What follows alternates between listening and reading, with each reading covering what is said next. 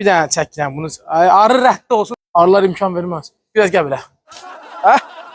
Hər kəs salamlayıram əzbərləri dostlar. Kafeland restoranından. Bir dənə zəhmət olmasa buna bax ki, bu bizim Salyami pizzamızdır.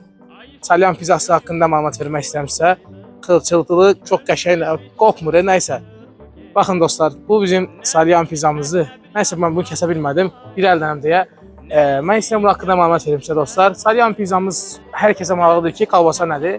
Kalbasa Fədək marketdən alırıq və Hicazın markasındandır.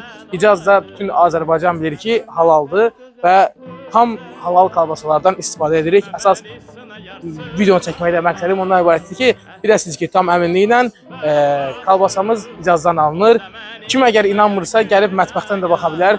Tam halallıqla kəsilmiş kalbasalardan biz istifadə edirik. Bizim Salyami pizzamızdır. Gəlib Dosamolun 2-ci mərtəbəsində bu Salyami pizzasını əldə edə bilərsiniz. Kafeland restoranında, Bravo marketin üstü, Dostanın əyləncə mərkəzinin yanında. Gəlib bu şey.